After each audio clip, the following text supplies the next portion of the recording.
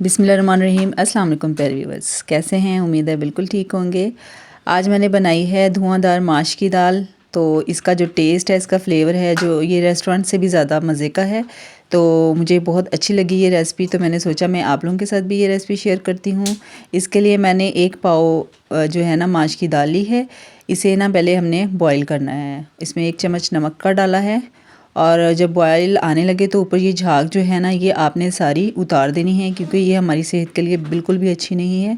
झाग जो है ना, जितनी भी आप दालें पकाते हैं ना बॉयल करके, तो वो सबसे जो है ना ये झाग आप उतार दिया करें। और ये जो दाल है ना, हमने ये 100% बॉयल करनी है, यानी बिल्कुल कच्ची ना हो। उसके बाद ये 1 बड़े साइज़ का प्याज लिया है मैंने, इसे ब्लेंडर में ब्लेंड कर लिया था। उसके बाद ड्रेन कर लिया था इसे। और उसके बाद जो है ना, इसमें डाल रही हूँ मैं कढ़ाई में, और इसको हमने ना लाइट सा गोल्डन कलर देना है। उसके बाद इसमें मैंने डाला है 1 टेबलस्पून लहसुन अदरक का पेस्ट, और इसको भी हमने 4 से 5 मिनट तक जो है ना इसमें भून लेना है। और ये 1 बड़े साइज़ का टमाटर है और 6 से 7 हरी मिर्चें बारीक कटी हुई हैं। इनको हमने सॉफ्ट होने तक जो है ना इसमें भून लेना है।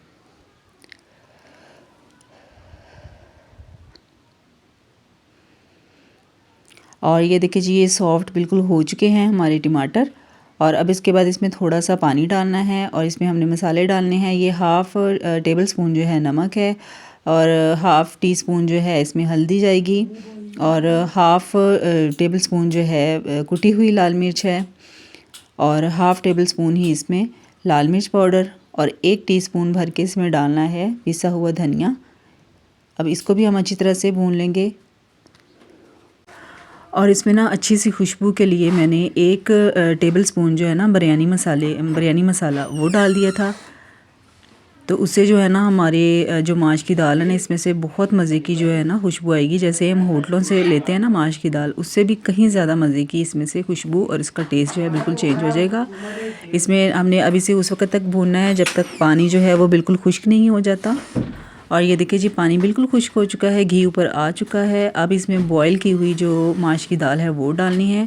माश की दाल जो है ना, वो आपने 100% बॉईल करनी है, यानी बिल्कुल गली हुई होनी चाहिए जितनी आपको चाहिए है, क्योंकि अगर ये ठंडी हो जाए ना तो उसके बाद ये दोबारा से ना गलती नहीं है। तो आपने जो है ये सारी इसको अच्छी तरह से गला लेना। ये देखिए ऐसी सॉफ्ट हो चुकी थी बिल्कुल, हाथ से हल्का सा प्रेस किया और ये प्रेस हो गई है। ठीक है, इस तरह की हमें चाहिए। उसके बाद हम इसे ना 4 से 5 मिनट तक थोड़ी सी फ्लेम जो है हाई कर लेंगे, और इसके ना हाई फ्लेम पे हमने ना इसे अच्छी तरह से भून लेना है।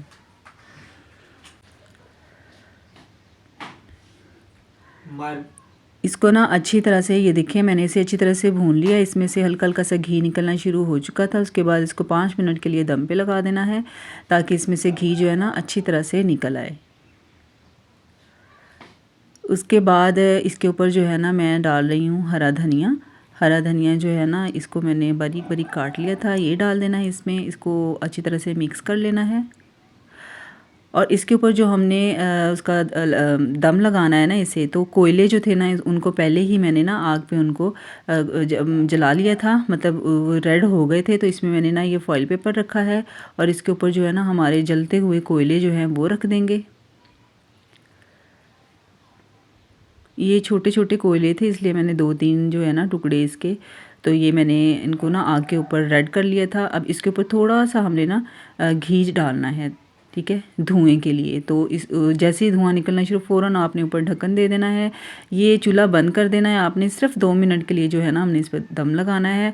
और ये देखिए जी, हमारी धुआंधार माश की दाल बिल्कुल रेडी हो चुकी है। बहुत खाने में इतनी टेस्टी है ना कि आप यकीन भी नहीं करेंगे कि आपने घर पर बनाई है। वीडियो अच्छी लगी हो तो लाइक कीजिएगा, चैनल सब्सक्राइब कीजिएगा, और सबके साथ शेयर कीजिएगा। अपना बहुत सारा ख्याल रखिएगा। अल्लाह हाफिज़।